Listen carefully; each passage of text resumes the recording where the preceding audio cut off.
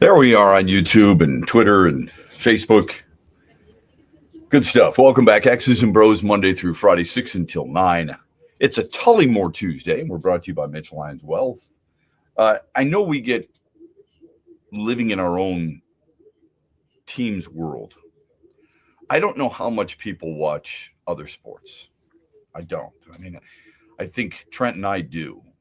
On a regular basis, we're out there and we're texting back and forth to one another. And we're not just watching the Pistons, but we're watching other teams. I mean, if you watched a little bit of Denver and Memphis last night, it was entertaining. My hope is that, and maybe the only sport that really hits home is football. You know, because you get the red zone that I think a lot of people watch.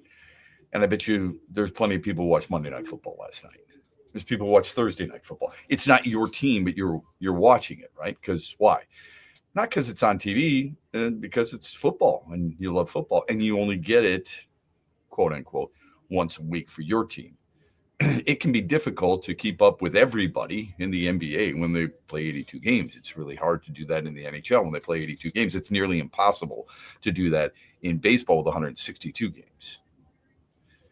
Well, if you watched a little bit last night, Nikola Jokic continues to blow people's minds. And I don't know if we give this guy enough credit. Like he's a very unique player, don't you think? He really is one of the more enjoyable players to watch. And if you love traditional basketball, if you love good fundamental basketball, he's one of those guys. Last night, he and the Nuggets, I think they've won 3 of 4 now. They beat Memphis 125-115. That's secondary. Who cares? At least in Detroit. Jokic had 17 points, 16 assists, and 10 rebounds, which may not look on the surface as this massive type of night because Jamal Murray had 29 to lead the way. But when you look at it and you put it in perspective, he's played 17 games, Trent, this year. Nikola Jokic has. He's got 10 triple-doubles. I don't know if people realize that. It is the second fastest triple-doubles, or second fastest to 10 triple-doubles in an NBA season all time. Oscar break the record for number of triple-doubles. Yeah. I don't know. I don't know if yes, he would be on pace. But I don't know if he can do that. I don't know why I'd put it past him. The next closest triple-double is who? Josh Giddey with 4. Luka has 1. Okay. Well, so what? I mean, it's a good guess. At least he's got 1. It's not an easy thing to do. I would have guessed Sabonis, Domantas Sabonis, and I don't think he's got 1 yet so far this year. Cade Cunningham, just to put it in perspective, he's got 1. Victor Wembanyama has 1. Nikola Jokic has 10 in 17 games. Okay, so that's one little nugget. Here's the other nugget. He has 3 games this year of 15 assists or more. This is a center. He's got 3 games of 15 assists or more. The rest of the NBA has 5. When's the last time a 7-footer led the league in assists? Because Cade Cunningham's having an unbelievable year, don't you think? Should he not be in the conversation for MVP? Absolutely. Right on. I think that matters. To put it in perspective, and I'm not knocking Cade Cunningham because I think he should be in the conversation for MVP. Cade Cunningham's averaging 27 points a game. Nikola Jokic is averaging 29.5, closer to 30 points a game. Cade Cunningham is shooting 44% from the floor. Nikola Jokic is shooting 62.5% from the floor. Cade Cunningham is shooting 28.5% from three. Nikola Jokic is shooting 43.5% from three. Cade Cunningham is averaging 6 rebounds per game. Nikola Jokic is averaging 13 rebounds a game. Cade Cunningham's averaging 9.5 assists per game. Nikola Jokic is averaging 11 assists per game. Jokic has him on steals and blocks and double-doubles, 16 to 10, triple-doubles. Again, not saying Cade Cunningham doesn't deserve it. He absolutely deserves to be in the discussion. I'm giving you a reference point. And by the way, before you start to go, well, this, that, and the other thing, Cunningham plays 36.5 minutes. Jokic plays 35. So, in other words, they both log a ton of minutes for their team. They are productive minutes. It's awesome. I love it. I love that Cunningham is as good as we've seen here and as good as a Pistons we've seen since Grant Hill. Yeah, I think that's a fair statement. And that Jokic continues to excel. And I just don't think outside of Denver, if he's doing this, if he's doing it in anybody's hometown, of course, it's the biggest story, and I'm sure it's the biggest story in Denver. If he's doing it for another franchise, and you know the franchises, you know he's getting a hell of a lot more pub than he gets right now. And look, I mean, he's won MVPs, so, and he's won a ring, so it's not like nobody knows who he is. It's not like he doesn't get any recognition. But I do believe in various markets, while we're wrapped up in the process of how good Cade Cunningham is, or how good Josh Giddey is, or how good Luka Doncic is, or what kind of year James Harden's having in LA as he and Doncic fight for headlines, that Nikola Jokic just stays about his business and continues to roll for a Denver team that, a lot of people probably have overlooked. Anyway, I just wanted to give you that heads up. There was a really good hockey game last night in New Jersey. Detroit outchanced, outshot, but couldn't outscore the New Jersey Devils. The Devils scored 3 goals on their first 8 shots in the first and held on for a 4-3 win. It was a frantic, late third period for the Red Wings, who had chance after chance. They had 35 shots on net, man. And there was only, 15 from New Jersey? Remember what I said the other day when it comes to hockey, how hard it is, if you don't watch the game, how hard it is to try and tell people who the better team was. 19 shots for New Jersey, excuse me. Cam Talbot only made 4 saves, or allowed 4 shots, only made 15 saves. You look at the score sheet, you look at the statistics without looking at the final score, and you're like, okay, Detroit wins that game. But that wasn't the case, unfortunately. It was a really good hockey game. And you could feel the desperation late in that third period. They just couldn't get it done. And then a Donnybrook takes place. I mean, goalies getting ready to go at it with one another. I mean, there was a constant, all kinds of fights taking place. I was flipping back and forth between that and the Pistons and the football game. And my wife's sitting there looking at the hockey game. She says, you always say hockey players are really good dudes and easygoing guys and down-to-earth people. I said, that's true. And she said, why do they always get in fights then? Doesn't that kind of go against what you believe them to be? I said, well, it's on the field of play. On the ice, I'm talking about them off the ice. It doesn't take away the competitive nature. We'll get to the Mitch Lyons poll question of the day when we come back. This is a Tullymore Tuesday on X's and BrO's. Stay with us.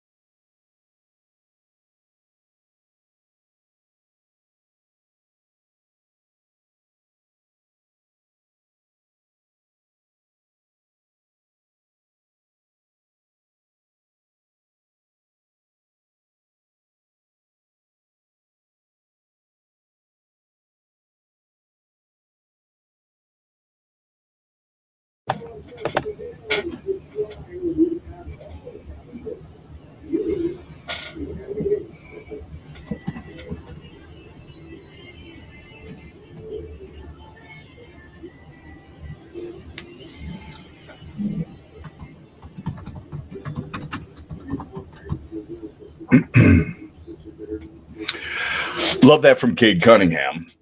What you love most about it is the fact that even he recognizes, even though you win a 13th game in a row, beat an undermanned Indiana team and had a really good lead and had a really good balanced scoring attack and had some really good shooting opportunities, that it wasn't good enough down the stretch. Coaches can do this. Coaches can get in front of the media and say, look, I know it's a win, but that type of style where you're letting a team back into it is not going to work. We get that there's runs in the NBA all the time, right? But certain lapses, some turnovers late, certain shot selections, certain ways of playing is not how we got to the 13 straight wins in the first place. And it's not going to be tolerated.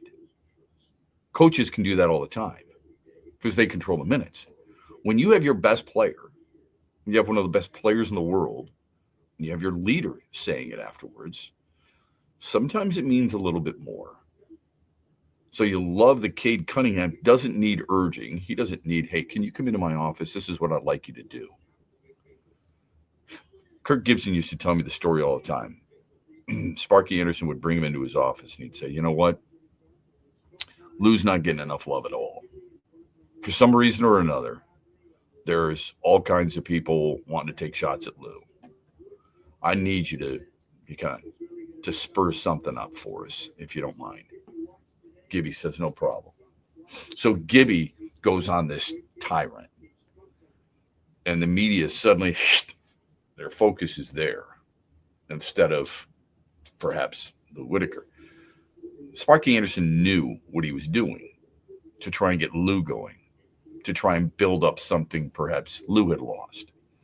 Well, J.B. Bickerstaff doesn't need to bring Cade Cunningham into his office and say, hey, man, this stuff doesn't work. I know everyone's going to want to talk about the overall win. I need you to make sure you're telling everybody this will not continue, that we're going to get back to playing the way we did earlier this year, not like this.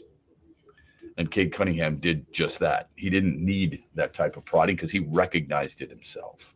By the way, Michigan with an impressive win again last night. There's so much to watch last night. I'm going to be honest with you. Did not see a whole lot of this game, but I do know Michigan used a 32-10 first half run to blow out San Diego State in Las Vegas, 94-54. It's that Players Era Festival tournament. 6 Wolverines reached double digits. Impressive. There's a lot of choices on both Michigan and Michigan State's basketball team. Yaxel Landenborg led the way with 15. How dominant were the Wolverines? Well, they won the rebounding edge 49-23. They outscored them in second chance points 22-3. They bullied them in the paint 38-12. And they're now 5-0. And they get Auburn, who's ranked 25th in the country, tonight at the same venue. Tough turnaround, but an exciting one. Here's the Mitch Lyons Wealth poll question of the day. I've already retweeted it. Trent has put it out there quickly. Besides Jahmyr Gibbs, you can't put him on the list because we know where all the votes are going to go. But besides Jahmyr Gibbs, who's the best running back in the NFL? Is it Christian McCaffrey, who had over 140 total yards last night, a touchdown, helping San Francisco beat Carolina? They needed him because Brock Purdy stunk. He's awful. 3 interceptions, could have thrown 5. Seriously, if you watched any of that game. Is it Bijan Robinson? Is it Jonathan Taylor? Or is it Saquon Barkley? Here's the interesting thing about them. You can vote as often as you want at XB Mornings. Follow us on Twitter, or you can follow me at ShepMatt, and we'll give you the results tomorrow in the 8 o'clock hour. Here's the interesting thing about this. Saquon Barkley last year, Trent, correct me if I'm wrong, Saquon Barkley last year, more. I saw a ton of people say he should have won the MVP instead of Josh Allen. I think there was a growing sentiment about that. And to a certain extent, you could understand why. He rushed for 2,005 yards.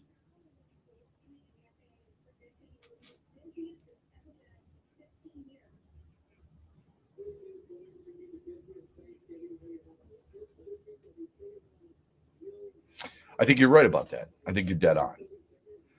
Jonathan Taylor, before last week, where I think he picked up 56 yards against Kansas City. Before last week, yeah, couldn't get it going. But before last week, I heard a ton of people say he should be the MVP. It's pretty. That drum was beaten pretty regularly, and he leads the league with almost 1,200 yards, 1,197. Do you know? Wow, that's crazy. Isn't that nuts? Honestly, that is some serious work getting done. I think he's a hell of a player. It's not that I don't think he belongs in the MVP conversation. He does. Okay, 153 against Tennessee, 123 against Arizona, 100 yards against Tennessee again, 165 against a good Denver defense. I mean, a really good Denver defense, right? So it's not like he shouldn't be in the conversation. He should be in the conversation. One bad game per se last week shouldn't take him out of it. But I think going into last week, a lot of people were saying he should be the MVP. There's only two guys in the National Football League right now over 1,000 yards. I hope you know that. And Jahmyr Gibbs isn't one of them. Be careful not to get caught in a moment. I wouldn't. I don't think there's another running back I'd rather have than Jahmyr Gibbs. Bijan Robinson maybe, but I mean there's not another running back I'd rather have than Jahmyr Gibbs. Just understand, from a running back standpoint alone, Jonathan Taylor leads the league in rushing. And I know you're going, well, he's their primary back. He gets more carries. He does. He has 50 more carries than Jahmyr Gibbs. But James Cook is right behind him. James Cook is at 1,000 yards. Okay? And if you're looking for a dual threat running back, look at what Christian McCaffrey has done. What he's done has been probably not underscored enough.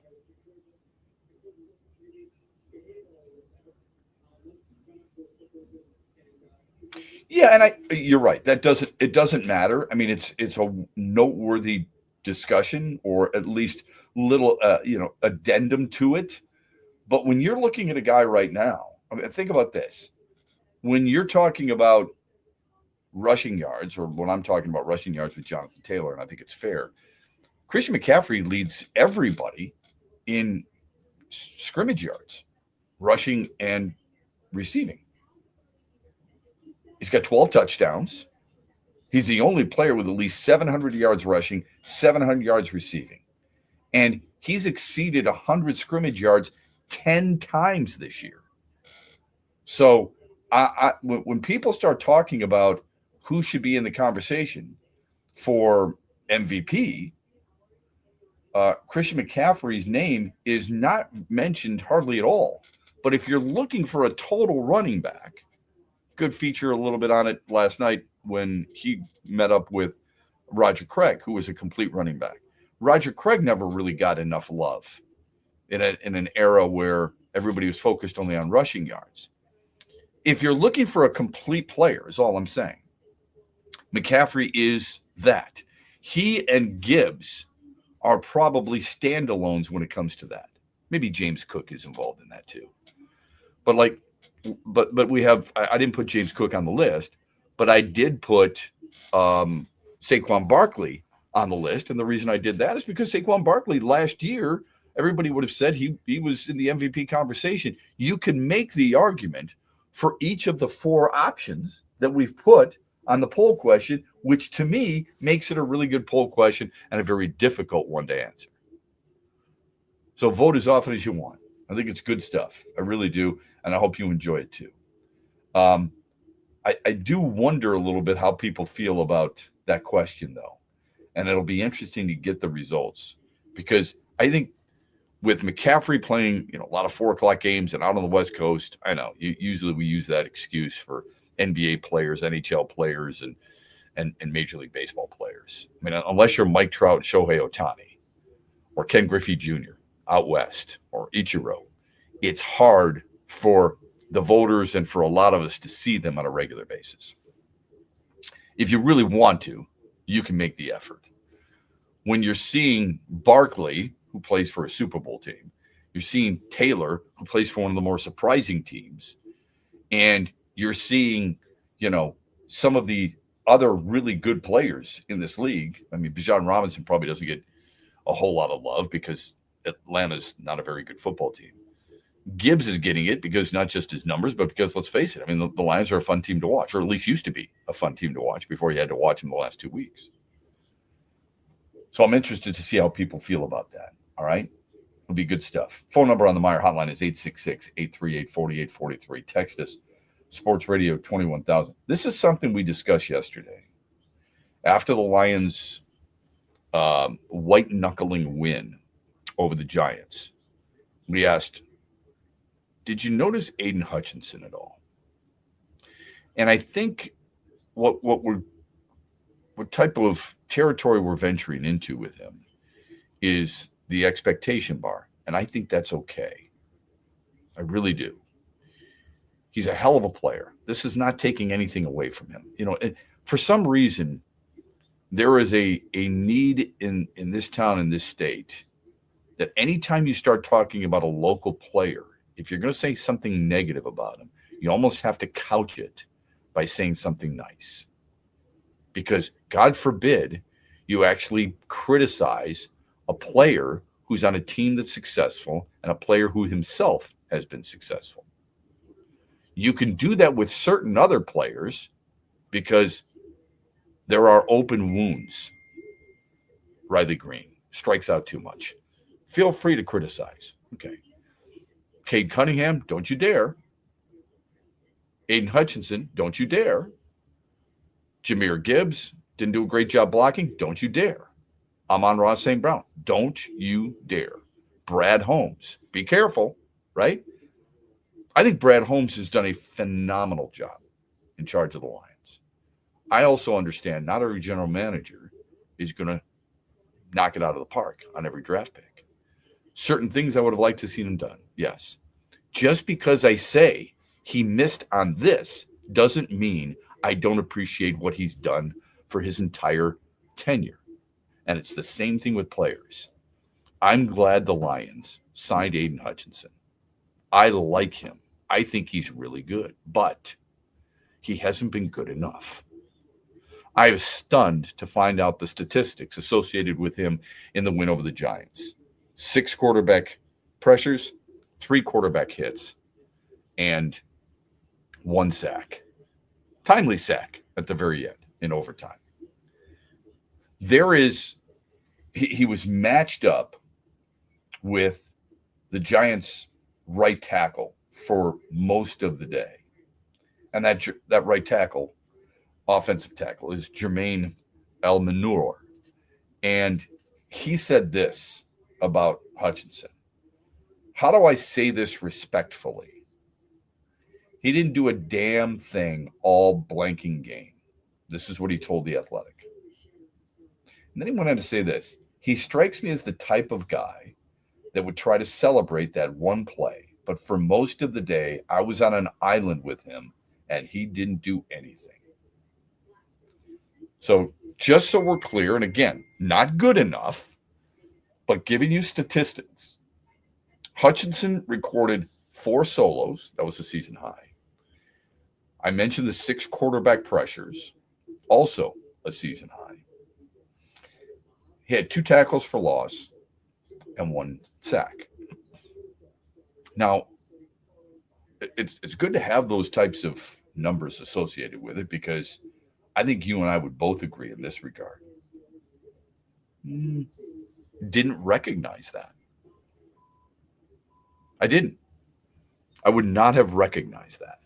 Those numbers I would not have associated with Aiden Hutchinson by me just watching the game. Right? No, I don't. I don't think so. I do ask people this: when you're at a game and you and your brother go to every home game, or you're watching a game with your dad and your grandfather and your family, what are you watching? Are you watching him, or are you watching the ball? Are you? Yeah. Before we do this, and I try to watch the interior part of the offensive line first and foremost. I don't watch the ball being snapped. I don't watch Goff dropping back all the time. I'm watching the guards. I'm watching the battle up front, and then my eyes take me to the ball. Okay. When you're watching at home, there's only so much you can do. You have to follow where the camera goes, right? I mean, that's just logic. But if you're at the game, or if you get an opportunity, even prior to snap, how many guys are you watching other than the quarterback? It's a problem in football and how we watch it. It really is. I watched Aiden Hutchinson on a regular basis. I try to watch him. I try to watch Lee McNeil. I try to watch different players. I love watching Jack Campbell, right? I mean, I like watching sports away from the play. What's a guy doing on a forecheck?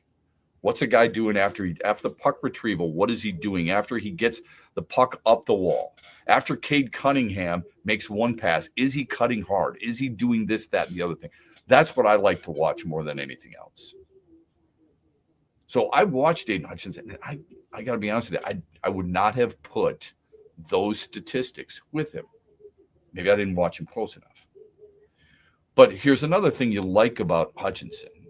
Not that this excuses the lack of production. If you think he's going to be Myles Garrett 18 sacks, you might be very disappointed by years gone end. Okay? Don't think he's that type of player. I wish he was. I think he needs to be. He's getting paid like he is. Okay? I love the pressures, but at some point, you got to get home. Okay? Myles Garrett gets home, he's got 18 sacks. And I know it may have been a struggle to start the year. Stop with that. Okay? We don't know how many double teams he's had to beat. And I don't care how many double teams Aiden Hutchinson has to beat. You're supposed to beat them. And if you can't beat them, what did you pay him for? It's like Jared Goff. Dude, we like you. You get paid to win. You're making $53 million.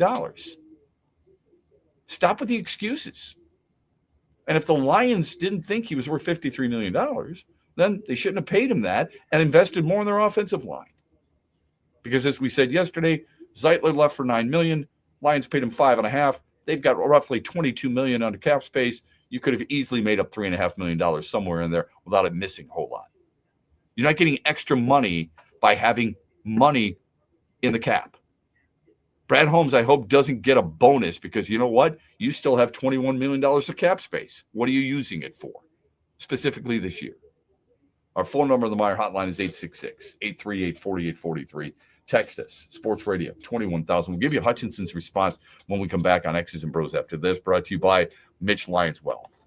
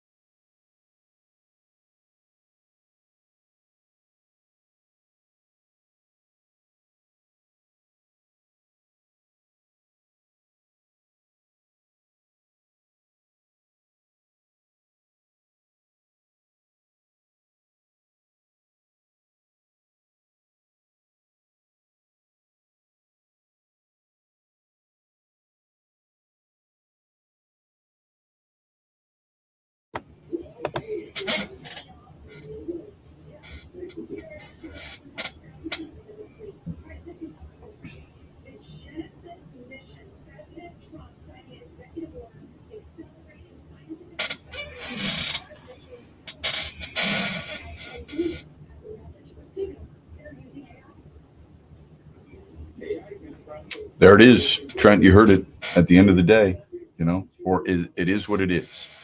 Which phrase gets used more? That's Aiden Hutchinson. After people asked him, the media asked him about Lemanure's comment regarding he didn't do anything all day. In fairness, okay, to the Giants tackle, and I know it's not a popular thing, and I understand why. I do, but know this: most of the damage done.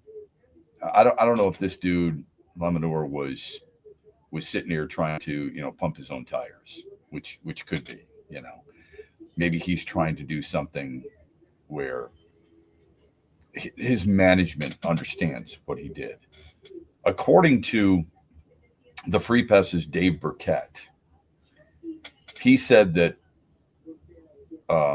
Hutchinson lined up primarily as the Lions' left defensive end, but most of his production came against blockers other than Illuminor, who is the right tackle, which seems a little odd. Okay. So the Free Press, got to give credit where credit is due. They're the ones that did the research. They reviewed Hutchinson's 38 pass rush snaps from the game. And it was Hutchinson against Illuminor 17 times. And he got one pressure against him. So maybe the 30-year-old former fifth-round draft pick out of Texas A&M is just trying to pump his own tires. Maybe he's pissed off because it was that one play that at the end of the game sealed for Detroit and everybody will focus on the sack. Maybe he's one of those offensive linemen who is sick and tired of losing and also sick and tired of being blamed for things but never given credit. I don't know. But that could be the situation for him. But Aiden Hutchinson taking the high road, which is the right thing to do.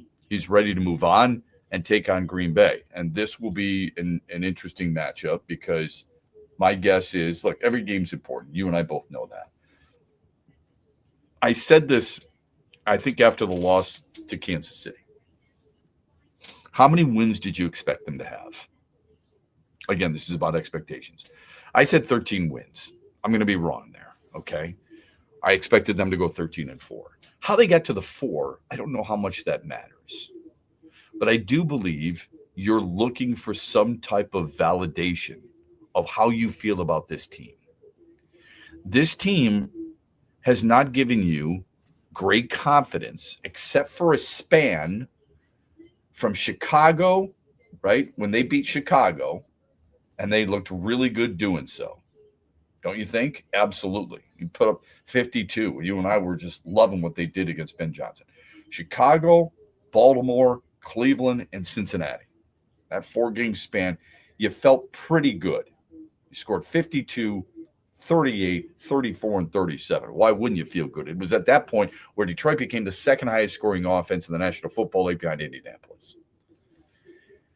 But you also used a little bit of an asterisk suggesting some of those teams aren't very good. Chicago wasn't very good. Baltimore wasn't playing very well. Well, Baltimore was healthy. Cleveland and Cincinnati. The response was, Shep, they should have done that. Okay, I'm not going to disagree with you. They should have done that. So the offense looked good. And then you see, okay, wait a minute. Kansas City, not very good. Just mediocre against Tampa. We were talking more about the defense and the secondary in that regard. Awful against Minnesota. I don't care if they scored 24 points. The offense wasn't very good.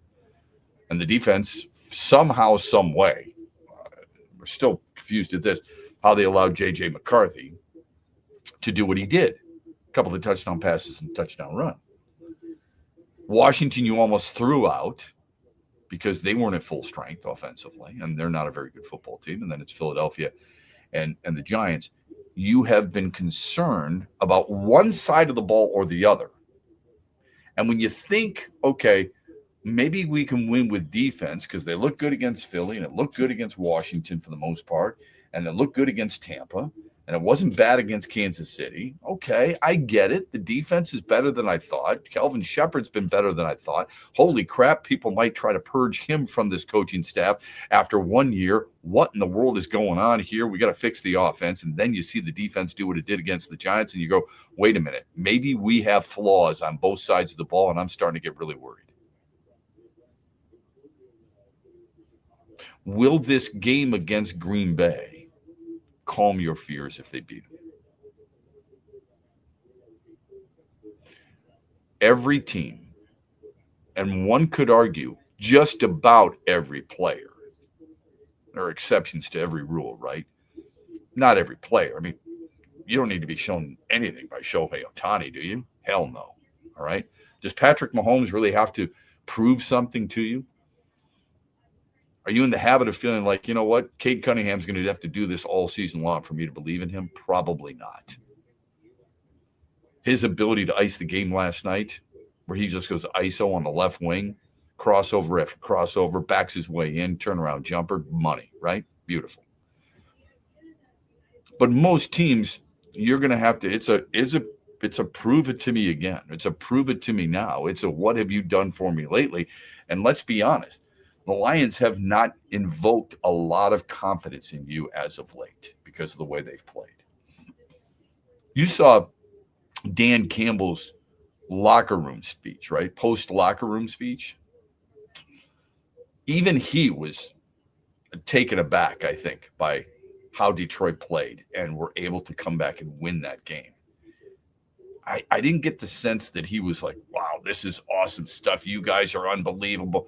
He was almost at a loss for words.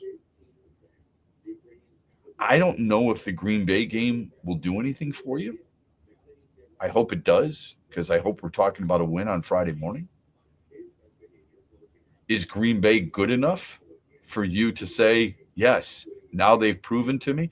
Will it take the Cowboys, who've been playing much better football as of late and have a scary offense? It's an offense that really, I mean, if you think the Giants offense, look what the Giants offense did.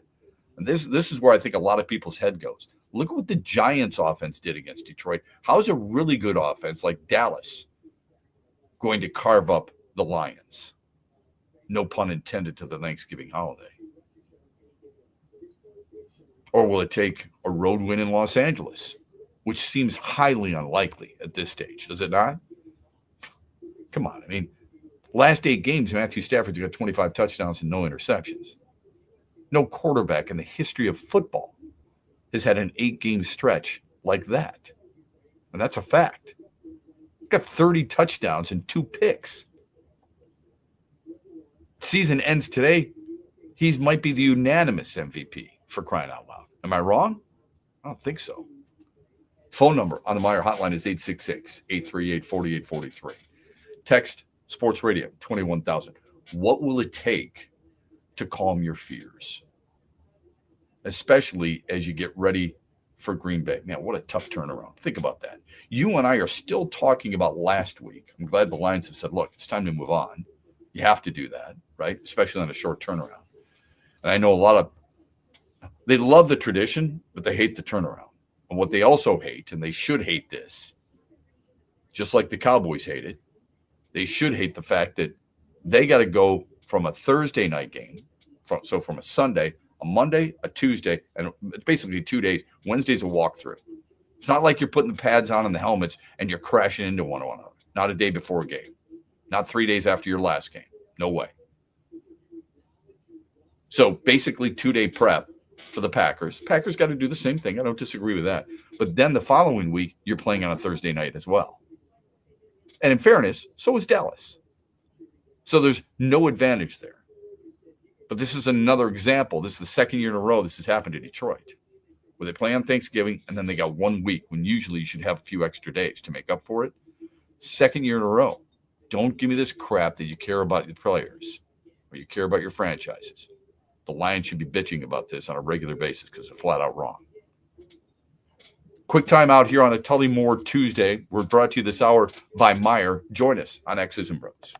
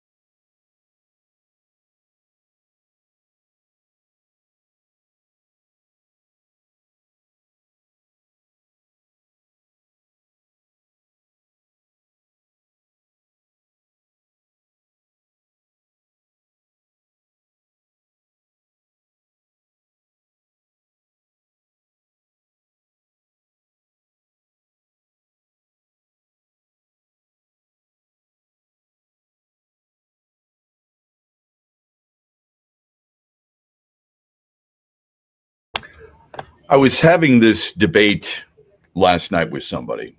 We were talking about best teams in the NFL.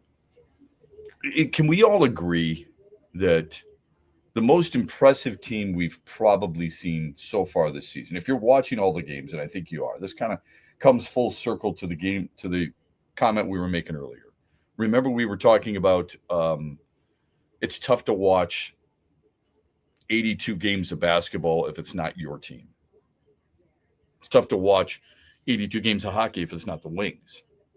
It's tough to watch 162 games of the Arizona Diamondbacks, for crying out loud. You're trying to watch the Tigers. It's not quite as challenging for you to watch other teams in the NFL. Now, if they're playing while the Lions are playing, it's going to be a little bit of a tough one for you, but you'll watch the highlights and so on and so forth. You're involved in fantasy football. A lot of people are, and you're doing all that stuff. I knocked my son out of the fantasy football league last night, thanks to a complete shellacking. So I'm going to make the playoffs, which I'm really excited about. Anyway, is it fair to say that the most impressive team you've seen this year is the LA Rams? For me, it is. And yeah, especially in the NFC. Here's what I've done. I've tried to take the teams and looked at their wins more than anything else. If I can find good quality wins, that's going to help me decide. Let's look at the Rams. They've beaten the Texans, who I know they're not great, but they are. It was the first game of the year. They were the defending AFC South champions, and they made the playoffs each of the last 2 years. They beat the Colts. Okay, they beat the Ravens in Baltimore. They've beaten San Francisco. They've also lost to San Francisco. Okay, they have beaten the Seahawks. They've beaten the Buccaneers. Those are 6 good wins. So I don't want to answer for you, but to me, they've been the most impressive. Their defense is rock solid, especially up front. They've got 2 outstanding wide receivers. Okay, when you see what Puka Nacua did early in the season and what he was on pace for until he got hurt, and now Devontae Adams leading the league in touchdowns, it's awesome stuff to watch. They've got 2 good running backs. They're not great. They're not Pro Bowlers. They're not all pros, but they're 2 good running backs. Their offensive line at times can be a little leaky, but they've given Stafford enough time to throw for 30 touchdowns and only 2 picks. Something to be said for that. All right. Plus, they have a really good coach. You may not like him. You may not like the buff look that he has on the sidelines and the intense look and the long play calling and all that other stuff, but which was another example on Sunday against Tampa where Stafford's like, come on, get me the play in. Anyway, I think that's fair to say. The Rams' latest NFL ESPN power rankings, Rams number 1. No problem with that.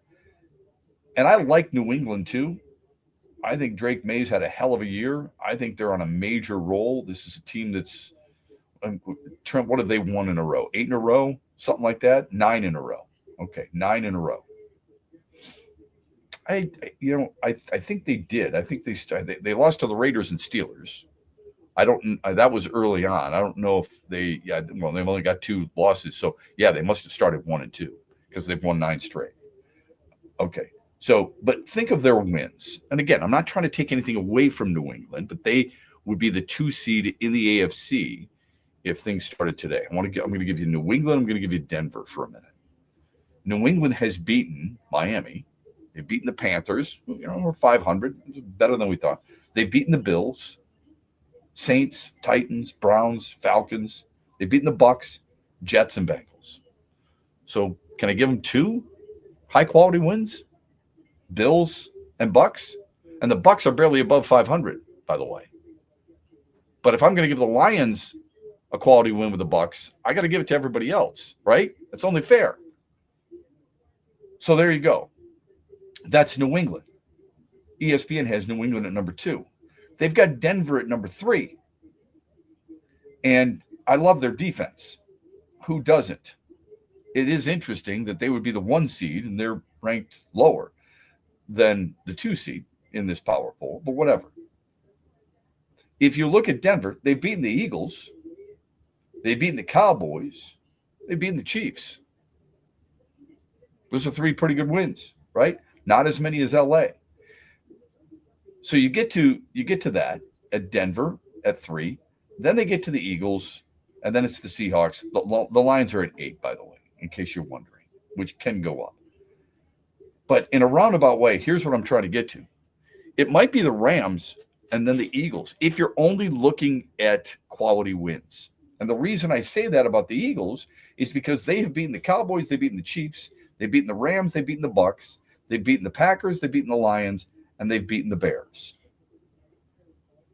My bad. They have not played the Bears. They've got 6 Cowboys, Chiefs, Rams, Bucks. All right. Vikings. No, that you can't count the Vikings. Packers, Lions. Give them 6. They've also lost to the Cowboys. So give them 6. And they had a 21-0 lead on Dallas. Those are pretty impressive wins. Rams, Eagles, if you're just basing it off really impressive wins, you can look at bad losses too. I'm sure that's part of it. But you know me, I've called justifiable losses, right? Philadelphia has 3 L's. You know who they're to? They're to the Cowboys, where they blew the 21-0 lead, to the Broncos, where they lost by 4, and to the Giants.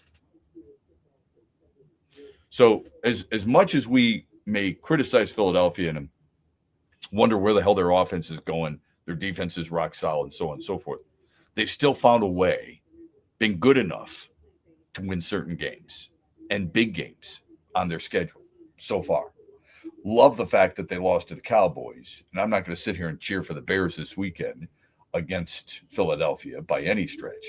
But there is a point where if you want to avoid going to Philly and you feel like you've got to run the table, you need somebody else, actually 2 more people, to do you a solid.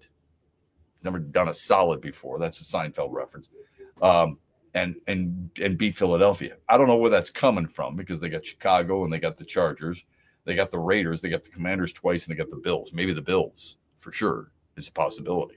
Outside of that, good luck finding another loss somewhere in there. That's why, again, we go back to what we witnessed in Philadelphia a couple weeks ago. Really thought that was a massive game for a number of different reasons, but especially if you have to weave your way on the road, if you're Detroit, and end up going to Philadelphia. Like I said, they have the Lions at number 8 in that latest power ranking. This is what they bring up a Thanksgiving memory of a year ago, where Matt Eberflus made some ridiculous decisions, much like Mike Kafka made a ridiculous decision for the Giants on Sunday. You need a little bit of luck in sports. You need a little bit of luck in life, I suppose. But the Lions got lucky last year against Chicago on Thanksgiving Day. They got lucky Sunday. Kafka kicks that field goal. I'm not going to say the Lions can't drive the length of the field, but Kafka kicks that field goal and 4th and goal from the 6. And it's a 6-point New York lead, assuming that, they make the field goal. It's a chip shot. I'm going to say it's closer than an extra point, so I'm going to say they would have made it. You got to drive the length of the field, knowing your offense has put up decent numbers through Jahmyr Gibbs, but overall, the spreading of the wealth was limited there. So they got a little bit of a break, just like last year. Anyway, after 3 straight Thanksgiving losses, as coach of the Lions, Dan Campbell finally ended his team's 7-year holiday drought last season.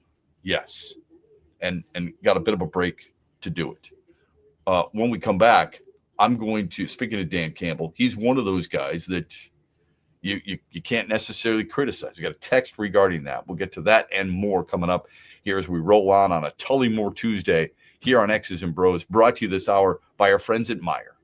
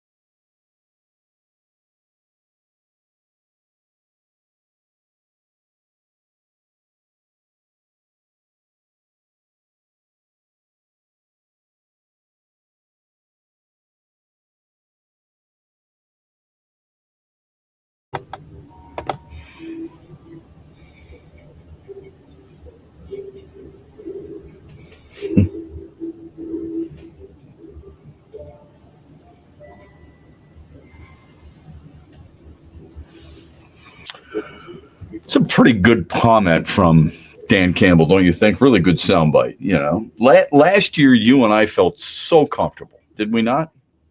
We felt great at 15-2. I mean, unless you wanted to dwell on the Seattle loss and the Buffalo loss.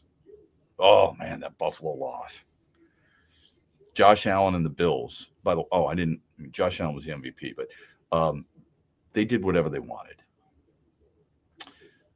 17 weeks, 15 wins, division championship for a second year in a row, which has never happened, and the number one seed, which has never happened. And I remember thinking after they lost to Washington, after we were all stunned, because I was convinced they were going to the Super Bowl, I remember thinking to myself, how do we remember this season? And we're getting a better understanding of that this year. Okay. Last year was thrilling and exciting, and it sure wasn't easy. You and I both know that. But God, we felt good. Every Monday, you woke up and skipped your way into the shower and on your way to work. Hey, Bob, what's going on? Billy, how was that weekend? All right, fantastic. You loved every Monday because you just watched your team kick the crap out of somebody else, for the most part. You've never felt this way before. It was awesome. This year is completely different. It's anxiety. It's stress. It's wonderment. It's, what am I going to see next? Dan Campbell's so dead on. Doesn't mean he's right in your mind. But for me, I think he's so dead on.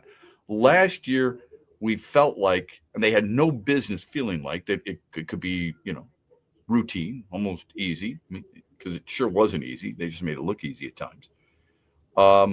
This year, maybe you just got to deal with a little bit more adversity. Are you a believer that adversity makes you stronger? I'm not, unless you handle the adversity. It's how you handle the adversity, I think, that makes you stronger. That's what I would. That's how I would categorize it. Our Mitch Lanswell poll question, by the way. Besides Jahmyr Gibbs, who's the best running back in the NFL? Is it Christian McCaffrey? Is it Bijan Robinson? Is it Jonathan Taylor? Or is it Saquon Barkley? The reason we put those names there is because Barkley last year, many people would have thought would have been the MVP, over 2,000 yards. Jonathan Taylor, until last week, was among the front runners for MVP, leads the league in rushing. Bijan Robinson is viewed as an all-purpose back, similar to that of Jahmyr Gibbs, and Christian McCaffrey is on pace to do something no one has ever done before. You know what that is, right? He's on pace for 1,000 yards rushing and 1,000 yards receiving. Through 12 games, updating from last night, 796 rushing yards, 785 receiving yards. With 5 games left, his projection is at 1,127 rushing and 1,112 receiving. There are only 2 other running backs, 3 if you count himself, because he did it with Carolina in his 3rd year. There are only 2 other running backs, Marshall Faulk in 1999 and Roger Craig in 1985, to have 1,000 yards rushing, 1,000 yards receiving in the same season. Christian McCaffrey is going to do it for the 2nd time in his career. Nobody else has ever done that. That's the reason he's on the list. I think it's a good list, and I think it's a fair list. Let me get to a couple of texts.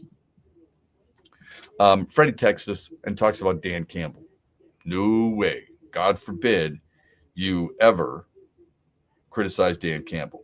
Freddie's being a little bit of a smart aleck here on this day when it comes to this. Okay, that's fine. I got no problem with that. He says this regarding Dan Campbell.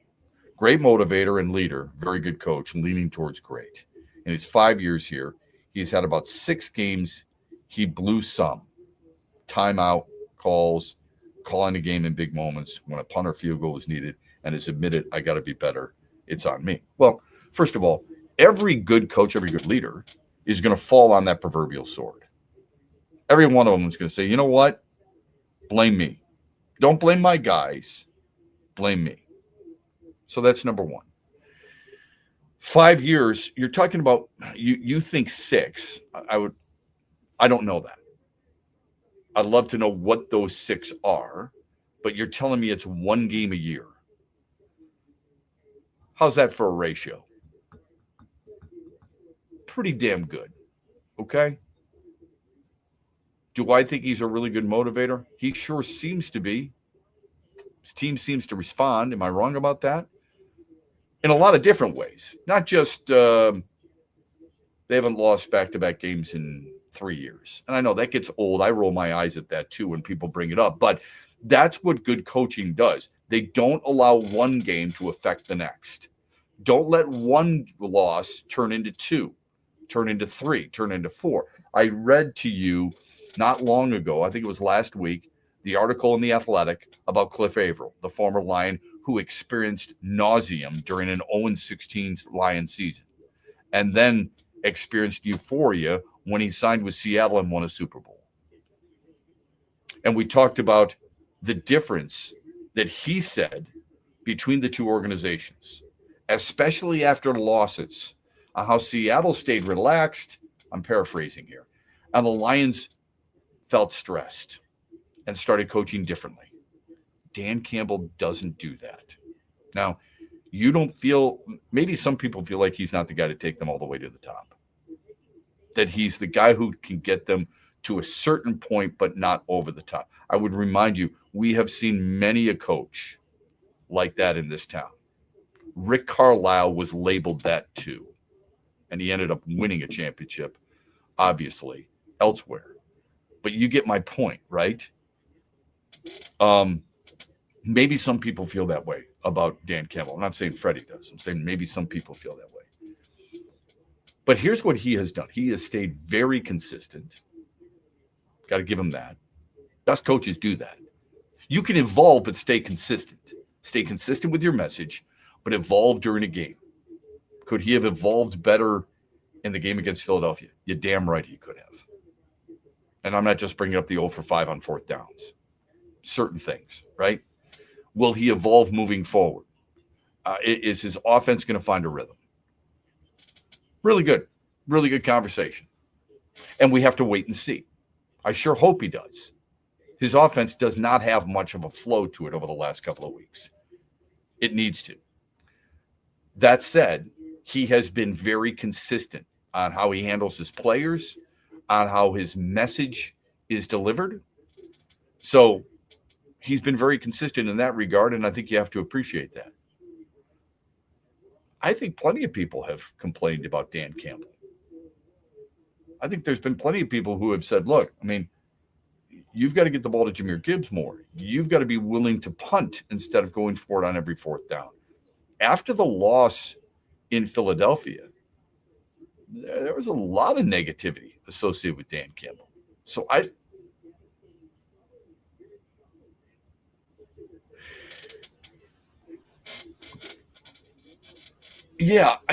Trent, there was somebody on social media, I don't know if it was Dan Orlovsky, there was one of the analysts who wondered aloud if it's becoming too much for Dan Campbell to call the plays. Other coaches are, Kyle Shanahan's used to it. Sean McVay's used to it. Andy Reid is used to it. Dan Campbell is still, not that he can't do it, but I mean, it's going to require some adjustment, right? And you can't help but wonder, we don't know the inner workings of coaches, but you can't help but wonder if his attention to the offense or need of attention to the offense has distracted him so much where it's taken away from some of the things that he's needed to do defensively, special teams, and overall. I think it's a fair thing to ask out loud. The problem is we don't necessarily know. And you ask Dan Campbell that, he's not going to say, well, yeah, you're damn right it is. I mean, it's just too much for me, but this is the way it's got to be. You know, you're not going to get something like that. I wouldn't expect him to get anything like that. Phone number on the Meyer hotline is 866-838-4843. You can text us Sports Radio 21,000. What does it take for you to be back on board? And could it be this week? If they beat Green Bay, would it be something like that for you? Would it be enough for you to say, yeah, I'm back on board. I'm in line with what this team is about to do. Look, if the hope comes down to Thanksgiving, I saw a headline, I think it was yesterday, that the hope for the Lions comes down to the Thanksgiving Day game against the Packers. I disagree with that. I do. Because, you know, you're 7-4 right now. Suddenly you'd be 8-4. You lose to Dallas, the questions start all over again. I think it's a little like trying to gain a cushion as a division leader. Okay, so you're saying if they win, you're not convinced that they're fixed. That's what you're saying. Well, what I'm saying, if they get to 8-4 and then lose to Dallas, you think we'd be right back to where we're at right now, talking about the Eagles game and yes, or, you know, by the skin of your teeth over the Giants. Yeah, that's what I think. Yeah, okay. I can see that logic. I think you're right. I think you're right back at it. I do. I think you're right back into the issues of what's going on with you got me here, okay? You got me on audio? Yeah, I got you back. Because I'm hearing all kinds of stuff through this computer that is giving me problems all morning long. I don't know what it is. I don't know why suddenly I'm hearing you through a speaker, but anyway, we'll try to fix that as we move forward. Yeah, I think it not that it's what have you done for me lately, Trent, but I do believe it's waiting for the next shoe to drop when it comes to Lions fans right now. And I'm not saying they're wrong either, by the way, because you're looking for definitive reasons to believe again. Last year, you had numerous examples. Even when people were jumping off because of the Aiden Hutchinson injury, you still felt like, look, we've got a really good defensive coordinator. You got really good linebackers. You made a trade for Zadarius Smith. You got a good secondary overall. You feel like there is something there for you to latch onto. When it comes to this year's version of the Lions, you want to and you're trying to, but you've seen way too many holes, more holes this year than you had all of last year combined, even with the loss of one of your marquee players. And let's face it, coming into the season, the reason your expectations were so high was not just based on last year and the quote-unquote hunger that this team's going to have. Remember, that's what we hear. Every talk show host hears that from a contending team after a disappointing season. Well, this will make them hungrier. It's one of the worst lines ever in sports radio, sports television, whatever. You can say that they learned, that's fine, but don't give me this bullcrap that they're hungrier. We said the same thing about the Tigers after this year. People said this, right? Did you read the recent comments from Hank Steinbrenner, the owner of the Yankees? It's championship or bust for them too. Okay. So I'm not going to sit here and try to convince you that there's one team that is hungrier than another. You can be hungry all you want. If you don't have the talent, good luck with that, right? Anyway, with the Lions, I think because you're seeing so many cracks in the foundation, injuries in the secondary, and maybe Terrion Arnold not being as good as you thought he was going to be. DJ Reed coming back last week. Oh, that solves a cornerback problem, and he was terrible. Amik Robertson, you got to take a look at extending this guy. He's been unbelievable. He's better than Terrion Arnold. I don't want him in the nickel. I want him as a starter. He was awful last week.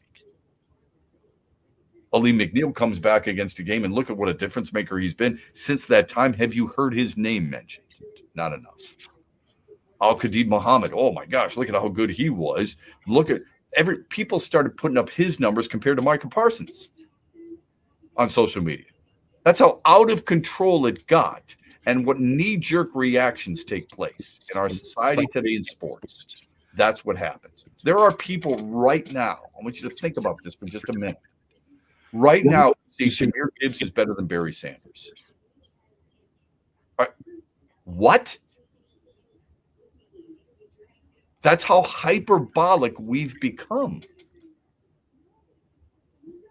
Everything is based on not just the last game you saw, but the last play you witnessed. And it's all about phrasing. I think you could say something like, you see a little flash of Barry Sanders and Jahmyr Gibbs, right? But you can't say he's already on that level. That's just ridiculous. That's what some people are saying, though. I know. You're exactly right. Which to me is nuts. To me, it makes no sense. Just no sense whatsoever. It's borderline irresponsible. Phone number on the Meyer hotline is 866-838-4843. Text us, Sports Radio 21,000. We're with you on a Tullymore Tuesday, and this hour we're brought to you by Meyer. Yeah, you know it. Rap Rewind 2000. Monday, December 29th at Soaring Eagle Casino and Resort, featuring the boss, BrO's. Special guests, Twister, Baby Bash, and Ying Yang Twins. Tickets start at $75 and are on sale now. It starts barking through the speaker, and nothing happened. Plus Twister, Baby Bash, and Ying Yang Twins. December 29th at Soaring Eagle. SoaringEagleCasino.com. Hey Lions fans, the boys in Honolulu Blue are making us proud again this season. A great game plan combined with great execution leads to victory. Moving up and down the field is important, but you've got to be able to convert once you reach the red zone. Things get tighter, less room for error. It's no different in retirement. Hi, I'm Mitch Lyons, founder of Mitch Lyons Wealth. When it comes to your finances, the retirement red zone is a critical time in your planning. The 5 years before retirement and up into your retirement can dictate whether you have the success you hope for. The game changes. You've got to protect what you've spent a lifetime saving and optimize your retirement income. If you're not sure you've got the right people on your team to ensure your success in the retirement red zone, what are you waiting for? Contact us today and put the Mitch Lyons Wealth team to work for you. Go to MitchLyonsWealth.com. A simple 10-minute call can help us determine whether we can help you. 30 or 40 years of saving is worth it. That's MitchLyonsWealth.com. Mitch Lyons Wealth, your best game plan to protect, grow, and win retirement. Huge here for the Michigan High School Athletic Association. You can stay up to date on the latest from Lansing 24/7 at MHSAA.com, at MHSAA on Twitter, and MHSAA on Facebook. The latest news, press releases, and stories connected to every high school in the state of Michigan, available for you 24/7 from the Michigan High School Athletic Association. Log on to MHSAA.com, at MHSAA on Twitter, and MHSAA on Facebook. And if you're looking for archive, boys and girls, high school sports, MHSAA.TV. That's MHSAA.TV. 24/7, everything you need to know about high school sports in Michigan. Log on to MHSAA.com. Mitch Lyons here, founder of Mitch Lyons Wealth, where we create your best game plan to protect, grow, and win retirement. I'm here with Tiger legend Kirk Gibson, who we are proud to support and partner with on the newly opened Kirk Gibson Center for Parkinson's Wellness. Thanks, Mitch. We appreciate your support, and we are excited to have recently opened the center in Farmington Hills. It provides exercise therapy and educational programs that are helping the Parkinson's community, just like Mitch Lyons Wealth helps improve the quality for their clients' retirements. This center helps improve the quality of life for people with Parkinson's. And Gibby, the best part of all is that access to the center is available to the Parkinson's community free of charge, right? That's right, absolutely free of charge for people with Parkinson's and their care partners. You hit a couple of the most famous home runs in Major League history, Gibby, but I feel that your greatest hit will be the positive impact that Kirk Gibson Center is making in the fight against Parkinson's. Mitch, since my diagnosis, I get up every day and focus on winning that day. This center encourages others to do the same. Awesome, Gibby. To learn more, go to KirkGibsonCenter.org. The Freddie the Pizza Man Foundation is dedicated to providing support to families and Michigan schools touched by autism. We invite you to join us in supporting these families and schools by making a donation at freddythepizzaman.com. With your donation, you can help provide essential resources that can make a real impact. Visit freddythepizzaman.com to make a donation and to learn more about the foundation's mission. That's FREDI, thepizzaman.com. Together, we can make a difference. Thanks for tuning in to X's and Bros with Matt Shepard on the Michigan Sports Network. Make your voice heard. Text Sports Radio, all one word, to 21000. That's Sports Radio to 21,000. Huge here with a message to all of you Lions fans. My good friend Josh Garvey, who runs Doran Mayhew's Grand Rapids office, will join me every Thursday with former Lion Lomas Brown, and we'll go inside the Lions each and every week all the way through the Super Bowl. Doran Mayhew is proud to partner with The Huge Show, and we're proud to have a guy like Josh Garvey join us in studio every week. If you have a Lions question or comment, you can drop them at Huge Show on Twitter, The Huge Show on Facebook. Doran Mayhew, proud to be a part of the West Michigan community and across the entire state with their corporate worldwide headquarters in Troy, Michigan. So make plans every Thursday, 5 p.m., It's Josh Garvey, who is the managing shareholder at Doran Mayhew's GR office, with Lomas Brown on The Huge Show, going inside the Lions every Thursday at 5 p.m.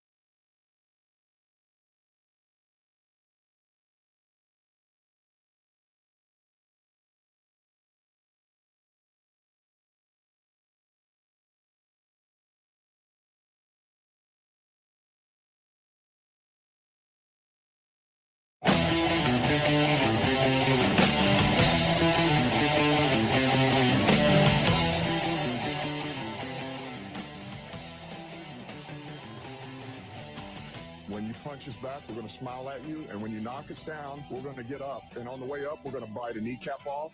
Home run! Home run! He hit it a mile! Let's give them the keys to the Hall of Fame, but not tonight. Tonight they are in the Stanley Cup. Steve Eiserman, come get it. It feels like cool, heaven must be lying. I got one question for you, Michigan Nation. Who's got it better than us?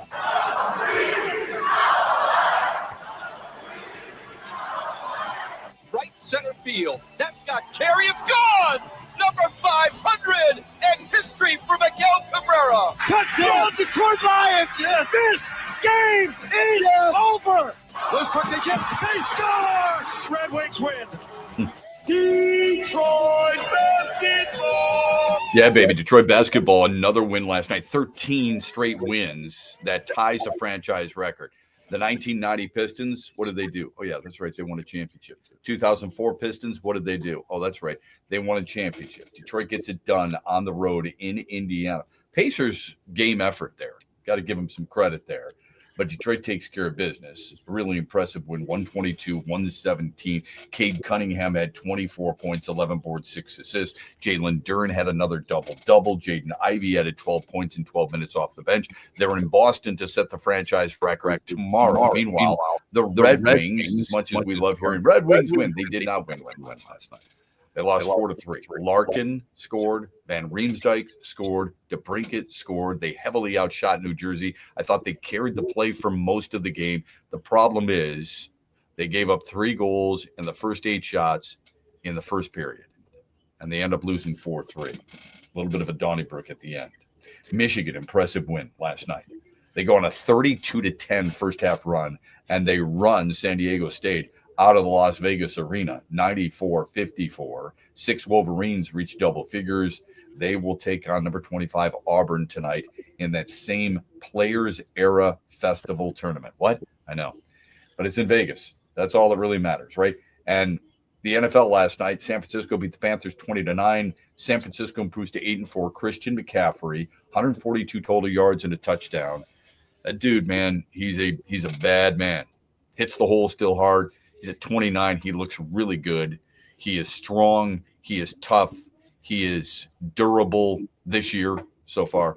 And he is on pace for his second career 1,000-yard rushing, 1,000-yard receiving season. Nobody in the history of football has ever done that. They've done it once, Marshall Faulk, Roger Craig, the only other 2 guys to do that. But it shows the versatility and has to do with our Mitch Lyons Wealth poll question of the day, which is, besides Jahmyr Gibbs, who's the best running back in the NFL, Christian McCaffrey, Bijan Robinson, Jonathan Taylor, or Saquon Barkley. My son got mad at me last night because he said, Dad, how do you not have James Cook in there? I said, who am I going to take out? He said, Barkley's been trash this year. I still think people consider him one of the best running backs in football. Am I wrong there? I don't think so. Anyway, no, you can because vote. he rushed for 2,005 yards last year, you can give him a little bit of a break if they want to lighten his load this year. You can't do that every single season, for crying out loud. Yeah, I do wonder why would they lighten his load? I get it. If you're lightening the load and your quarterback is Josh Allen, or your quarterback is Patrick Mahomes, or your quarterback is Matthew Stafford. I mean, if you're the Rams, don't you want to throw on every down the way he's spinning it? I do. Anyway, why would you do that if you're Jalen Hurts? Like, if you're Nick Sirianni and you're calling this offense, or whoever calls the offense, why would you lighten the load of Saquon Barkley, who's arguably one of the best running backs in football, so Jalen Hurts can throw it more? And he's smack dab in the prime of his career, you know? Yeah. Like, if you were going to lighten the load, you would do it later in his career, you'd feel, right? Unless you're trying to prolong his prime, but I don't really see the logic there either. I don't think anybody gives a rat's tail about people's prime. They shouldn't. They're gonna use them as much as they possibly can. Especially that position, too. Yeah, look at, I say this all the time, look at relievers. I'm going to use you and use you and use you, Jason Foley, and then, DFA, see you later. I can fill that. The best example for me in recent history with the running back position is Todd Gurley. Excellent example. Remember how great he was? Like, legitimately great for 3-4 seasons, and then all of a sudden, out of the league. He was the MVP, wasn't he? Or offensive player of the year. Yeah, offensive player. He was offensive player of the year. He had a span of really it was 3 years and 4. It was 3 seasons in a 4-year span. 1,100 yards, 1,300 yards, 1,200 yards. Back-to-back years, he led the league in touchdowns. 13 one year, 17 the next. Outside of that, he was mediocre. 800 yards, 900 yards, and 675 yards. Did he play just the one season in Atlanta? 1 season. Yep. And then he was done after that? 6 years, Trent. 6 years. For a guy who was the offensive player of the year and first team All-Pro twice. Back-to-back years, he was All-Pro for first team. So I think that's an excellent example. Use him. Pound and pound and pound and pound. We're talking 200 and so I just got his numbers. 229 attempts, 278 attempts, 279, 256. So that's a lot of rushing opportunity. Let me put it in context for you. Okay. Jahmyr Gibbs, I just gave you those 200. All right. Jahmyr Gibbs in his career attempts 182, 250 last year, 155 so far this year. He's going to reach 200. Yeah. So that's why you have to be careful. We've got to extend this guy. Okay. Rams did that with Todd Gurley. I'm not saying this is the be all end all. All right. I think your example of Todd Gurley is an excellent one. All right. However, just because he only lasted 6 years, even though 2 of them were unbelievable years, I would remind you that there are guys who've lasted 11 years, like Eric Dickerson. Eric Dickerson's attempts, 390, 379, 292, 404. Dude carried the rock 404 times in 1986 and rushed for 1,821 yards. And they were playing how many games back then? 14? 660. Okay. 660. Okay. Yeah, that's all right.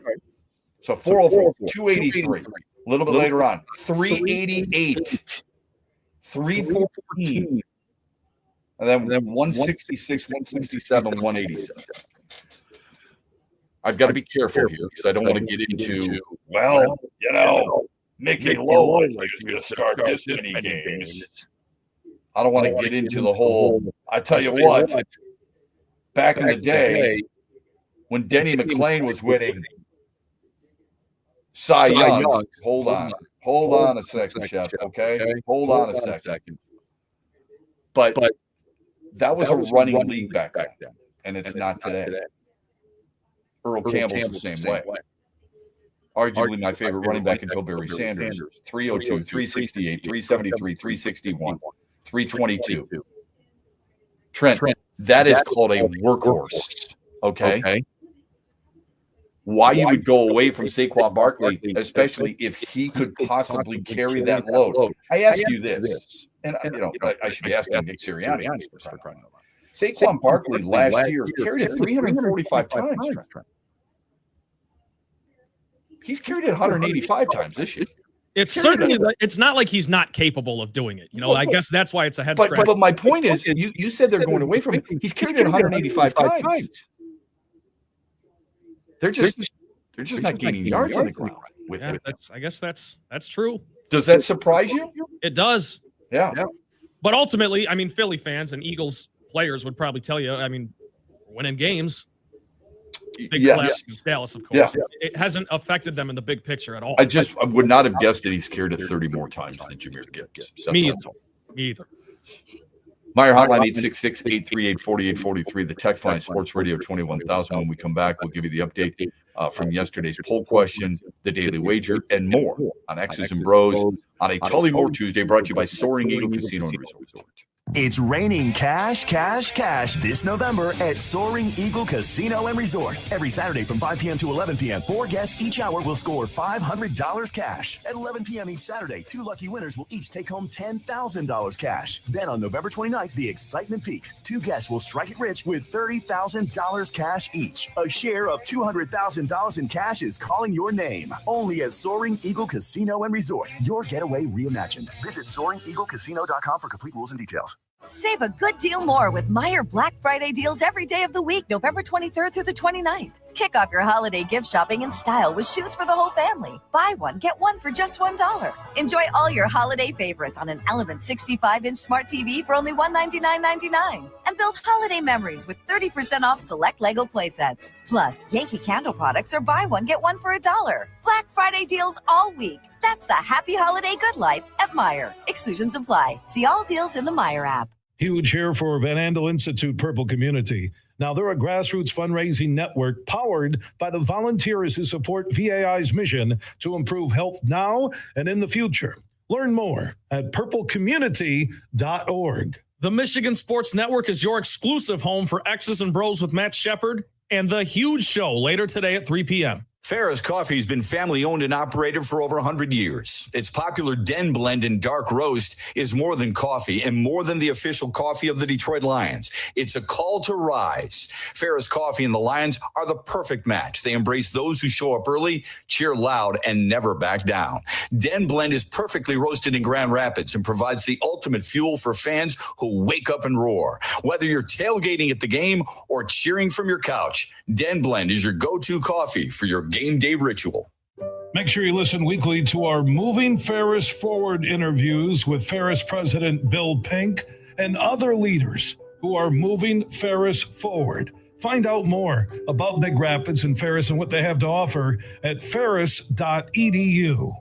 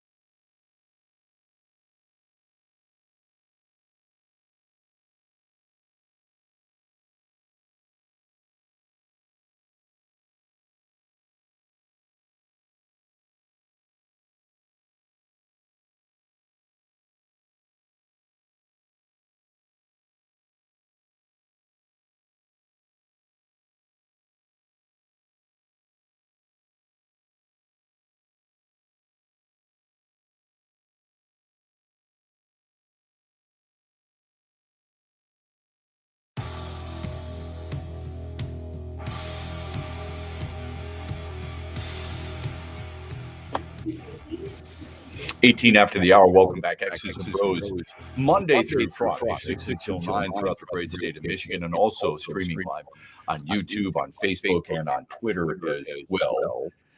Let's get to the final results of the poll question from yesterday. We give you a Mitch Lyons Wealth poll question for you every day. Yesterday, we asked you this. Does the Lions win Sunday show that good teams find a way to win or bad teams find a way to lose? In other words, look, the Giants had a big lead. You could argue they should have won the game, but they lose these types of games on a regular basis. Remember, against Denver, they lost in fourth quarter. They were up 19 points, and they couldn't hold on. I think that's their 5th loss this year, Shep, where they're up at least 2 scores in the fourth quarter and lose. In the fourth quarter. Yeah. What does that tell you? That's impressive. It is. It's impressive. That's hard to do consistently, and they seem to have done that consistently, right? No matter who you're playing. Half of their losses, they've been beating in the fourth quarter. If you want to look at the glass half full, say, we're close. If you want to look at the glass half empty, you say, we don't know how to win, right? The Lions coming from behind and winning that way in overtime, as ugly as you may think it has been, if they don't win the game, what are you saying, right? We always talk about great teams find ways to win games. Does it really matter if it's in your last at bat? It shouldn't. Does it matter if you get a goal and a scramble and a 6-on-5 because you pulled the goalie and then you win in overtime? It shouldn't matter. Does it matter if you get a Chauncey Billups 3/4 court heave against the New Jersey Nets to get the nickname Mr. Big Shot? Who cares, right? As long as you get the win. That's how the Lions felt yesterday. The Lions, or Sunday, I should say. The Lions felt like, you know what? It wasn't great. We can admit that. I'd rather win and learn than lose at this stage and learn. So what do people think? Does it the good teams find a way to win or bad teams find a way to lose? 61% voted that good teams find a way to win. 39% say bad teams lose. Okay. I don't know if we had a daily wager yesterday. We didn't. We ran out of time. Okay. Let's get one tonight. All right. What do you have as a daily wager? It's actually going to be a matinee because we got Michigan State basketball at 1 o'clock. They play Eastern Carolina in the Fort Myers tip-off. Okay. I like Michigan State's over 83.5 points. I'll buy that. The spread is huge. It's 22.5. I don't want to touch that. Michigan State could play great, win by 20, and not cover that spread. Right. So I'll just take their over for 83.5. Tom Izzo could pull his guys, Correct. Give him a little bit of a rest, not that he has a habit of doing that. I think most coaches will do that with under 2 minutes to go or something. Yeah. But this game should be in hand. They've played really good basketball this year. The basketball state in general, with the Pistons and Michigan State and Michigan hoops, is in a really good place. It's in the best place it's been in a long time. Think of that. Think of the last time it was this good. I think this is the first time in my lifetime that it's been this good. I don't know. Actually, maybe the mid-2000s. Yeah, I was going to say. Yeah. Mid-2000s, it was pretty solid. But, hey, the Pistons are literally on top of the East, and Michigan State and Michigan haven't lost.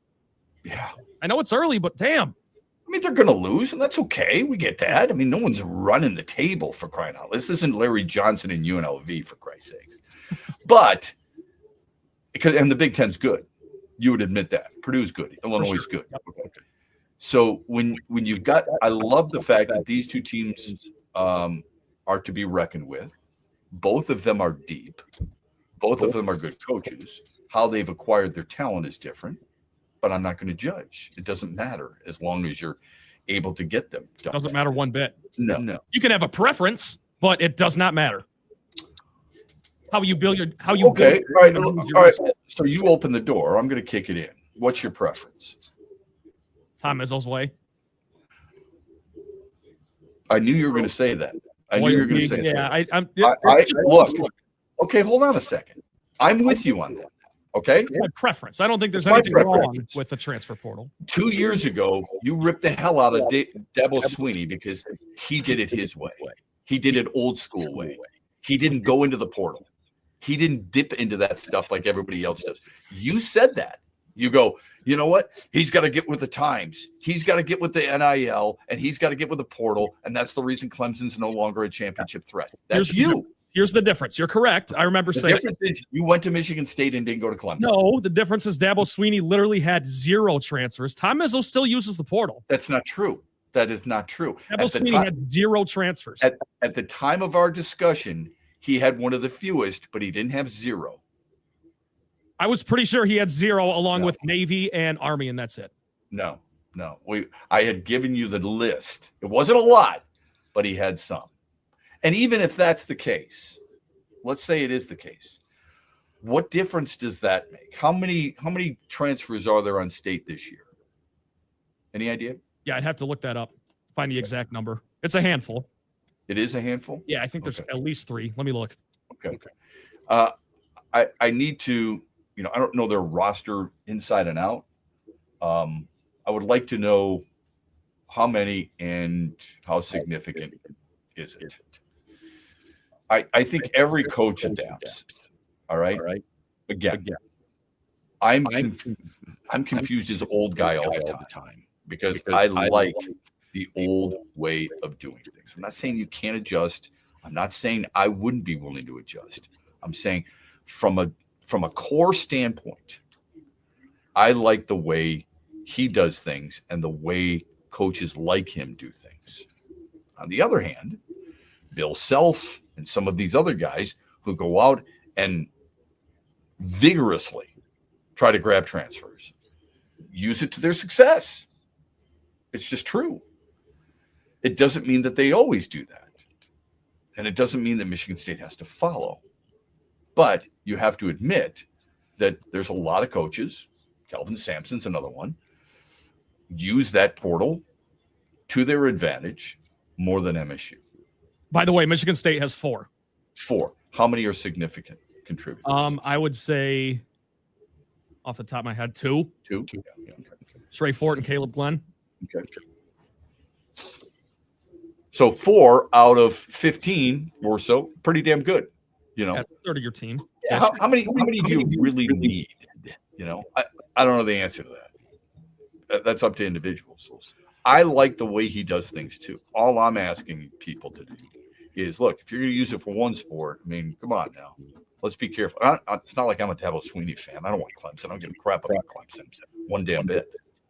But if he chooses to run his program that way, and by the way, he'll live and die by that. If he chooses to do it that way, and he's been successful in that way, who cares? Why do we feel like, you better do it everybody else's way? Why does everybody else have to be the trendsetter? Could you also argue though that it's like the third shooter roster? For sure. Yeah.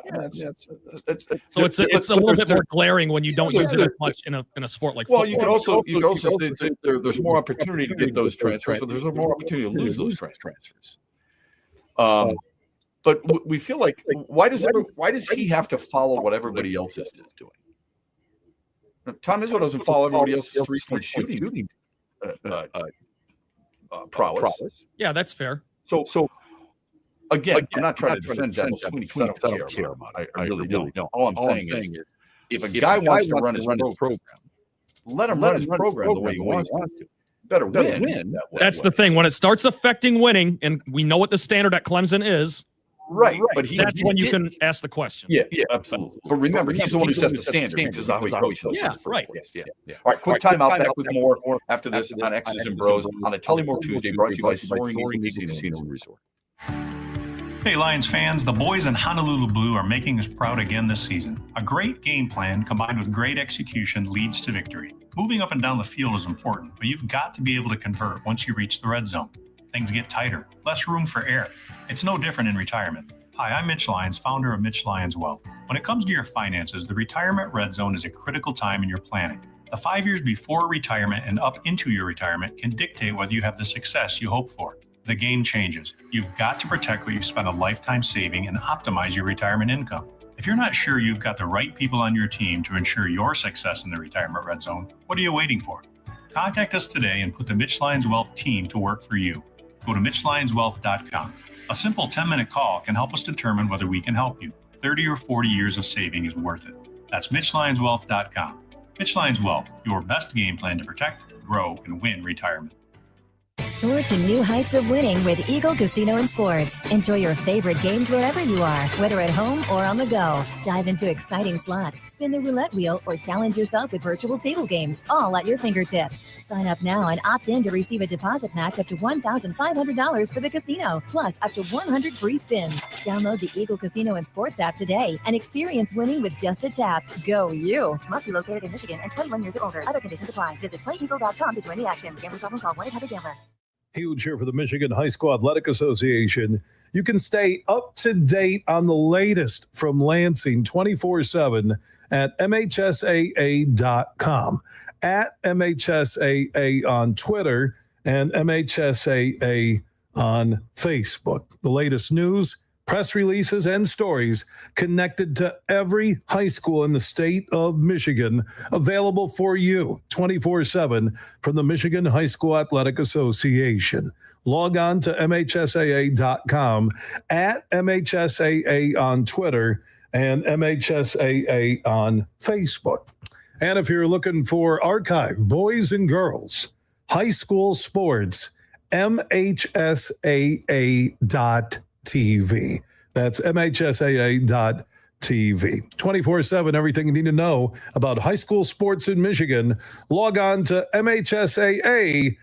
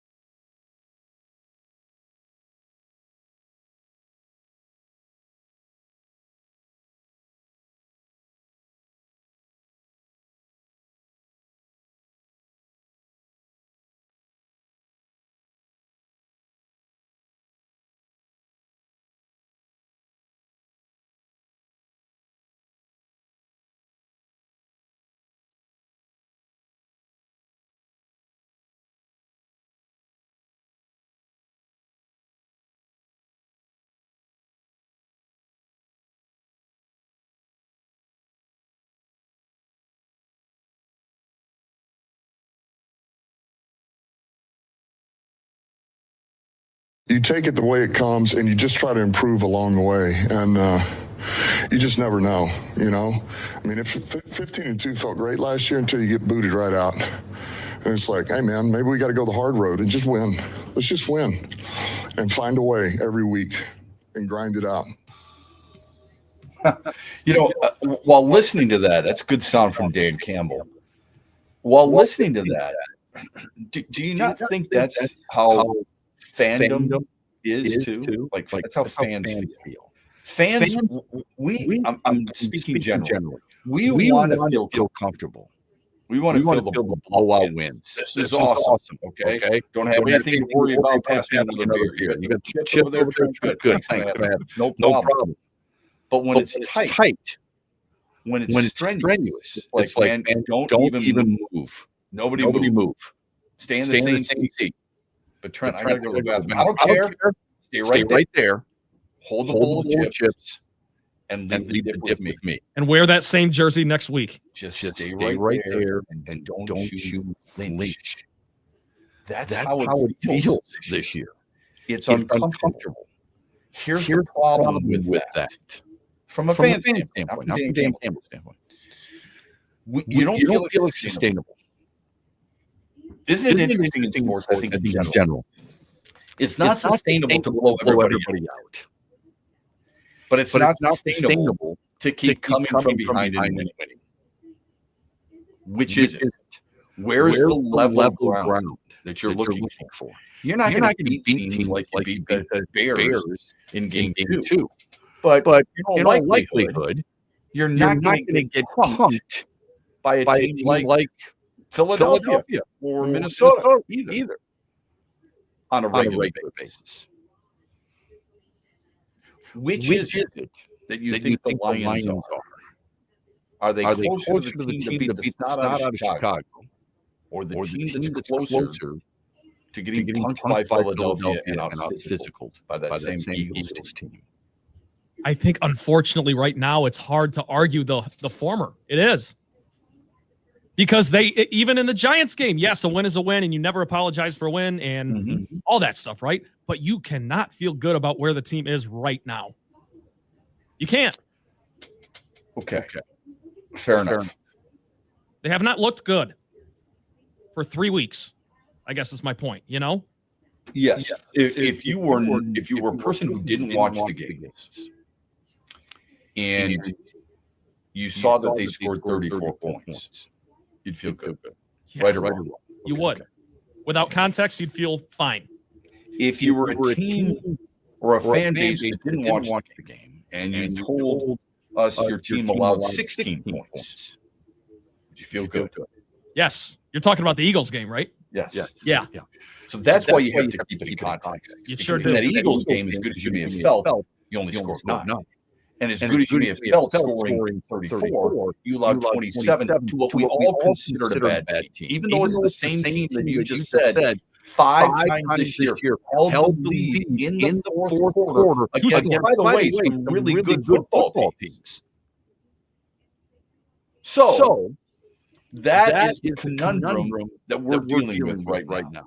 You could also read Jahmyr Gibbs' stat line, and you'd probably think that the Lions just ran all over the Giants all day and bulldozed them to a win, and it was a quick game because the clock's running. You just keep pounding the rock. That was not the case at all in that game. Well, Trent, you could also look at the final statistics offensively and say, wow, that team gained 494 yards. Yeah. That team averaged 7.5 yards per play. It's just one-sided, though. You turn the page and you're like, holy crap.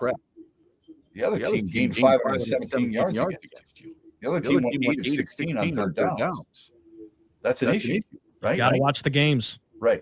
Well, it's not just that. It's just the fact that the games offer so much more than what just the final statistics give you or the final score will give you. And that's why it's important to, follow it on more than just the stat sheet. All right? But it is a little bit of a conundrum, I think, for Lions fans right now. It's been over 2 years where you've sat back and said, I don't know what we have. Don't we all want to believe in something? Of course. I mean, deep down inside, every Tigers fan is going, I believe they're going to, I hope they're going to sign Tarek Skubal. You may not think it, but you hope it, right? You hope that you've got an idea of what the identity of the Lions is. You don't have one. It may change week to week because the first week against Green Bay, you're like, oh my God, man. They just beat us up. They won the line of scrimmage. We're in trouble. Then the Bears, look at how creative they were. That's it. I mean, we're back, baby. Then the Ravens, we never win there. Lamar Jackson is 250-2 all time against the NFC. No way are we winning this. Holy crap, I can't believe they beat the Ravens. Did you see that play Jack Campbell had against Lamar Jackson? That is one you're going to put on a poster for a long time, right? Shepard, a little worried. You're supposed to beat the Browns. You know what? We did exactly what we had to do. You're supposed to beat the Bengals. You know what? We did exactly what we had to do. Then Kansas City, and it starts to turn a little bit. It was almost an acceptance of Kansas City. A bounce back against Tampa. Slight concern about the offense, but you know what overshadowed that? The fact that we didn't know anybody. And the defensive secondary, and how good they were against Baker Mayfield was an MVP candidate at the time. Then what I say, because at the time they only had 2 losses, I'm telling you, the game that turned everything for everybody, the game that shook you to your core for this season is the Vikings loss.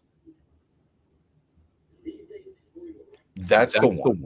Because it was at home, but it's because of how you lost and how you looked vulnerable.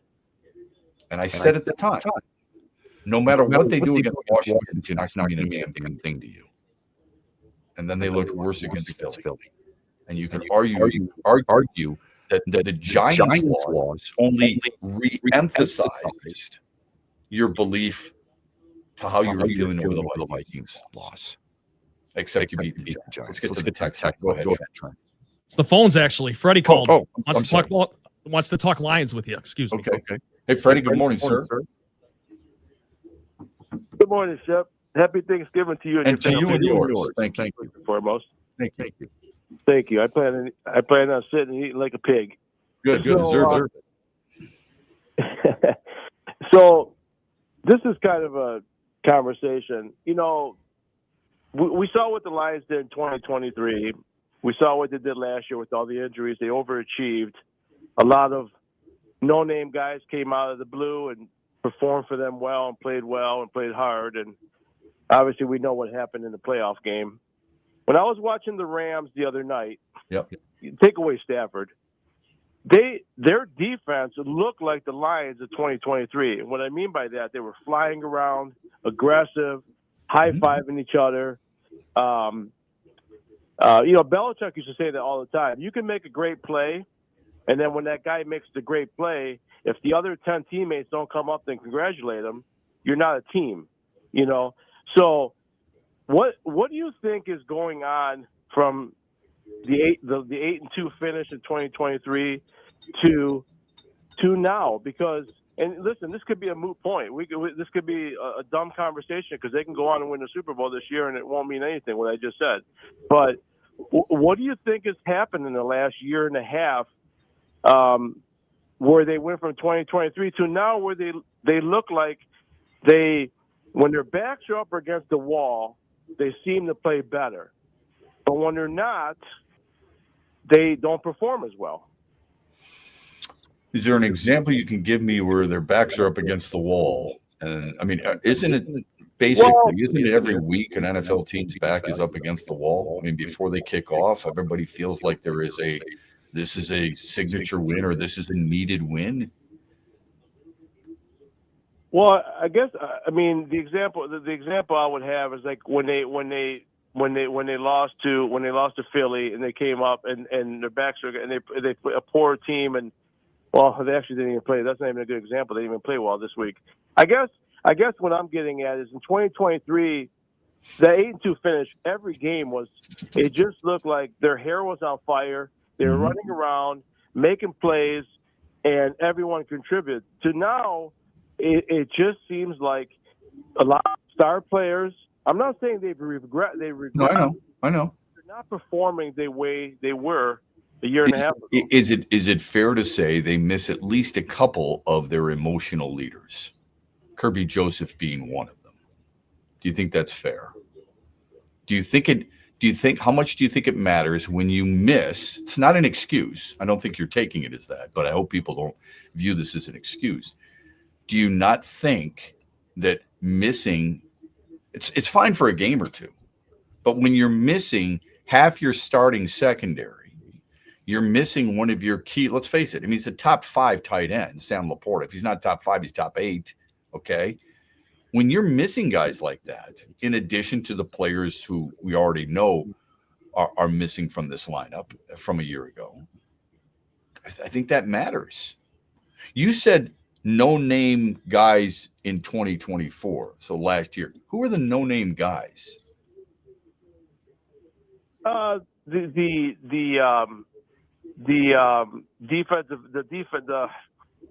defensive tackles and defensive ends, the kid from Canton, Nowalski, he played his hair on fire. He made some great plays last year. Even Amik Robinson was making plays last year. Yeah, they had so many injuries last year.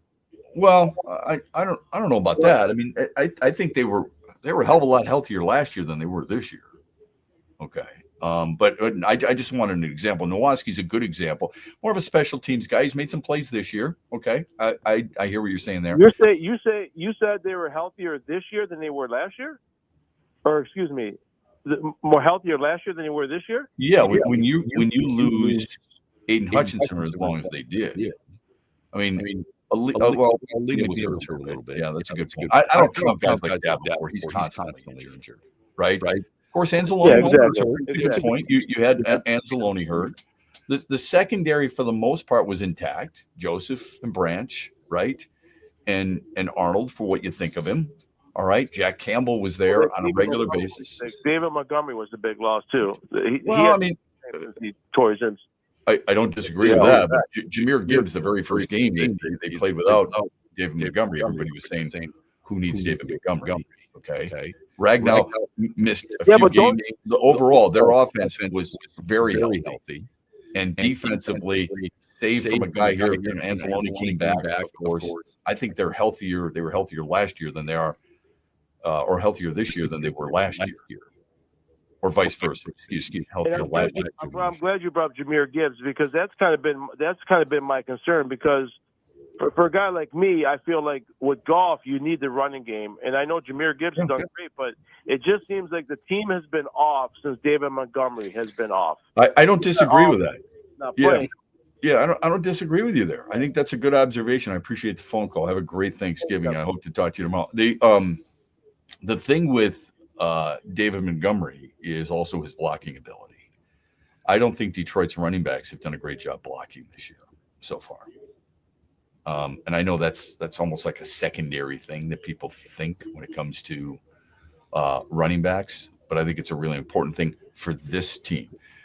Running the football is a really good question on whether or not this team is more effective this year running the football than last year, because we know there's two things we know about this team, and Detroit is third in the league in rushing right now. Okay, and again, that could be very misleading. All right, last year, what were they? Sixth, I think, in rushing. But this team relies on two primary things: running the football, because play action is so vital to them, and protection. And the protection, of course, is a reference to the offensive line.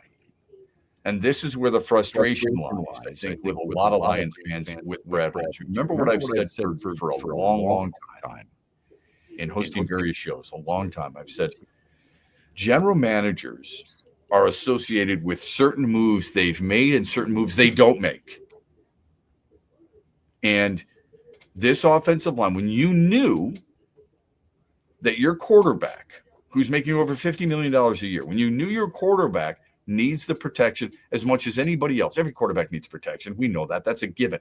But especially this guy, because of his inability to move outside the pocket. He can move inside the pocket and wiggle a little bit, but moving outside the pocket, he's limited. That's okay. Matthew Stafford is limited too. We understand that. Just because you're a mobile quarterback doesn't mean you are the guy everybody would want. We've got numerous examples of that. Okay? I don't have to go through them all. Anyway, so you know that.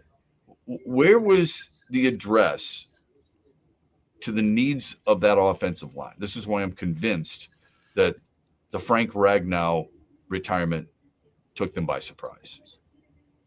You can argue that it shouldn't have taken them by surprise because they have the communication with him. They see what he went through every single week during the season.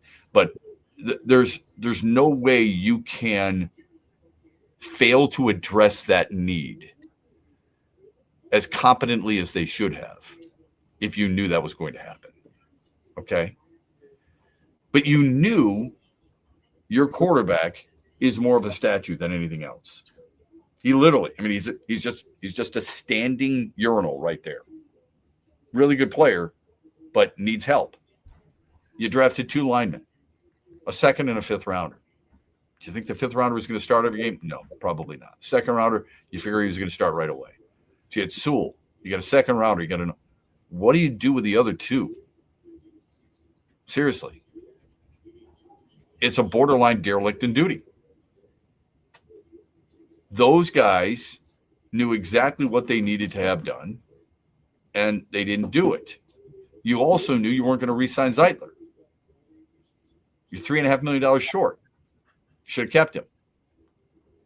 And this is not revisionist history. This is not armchair quarterbacking. This is something we said at the time. Love Kevin Zeitler. Would have kept him.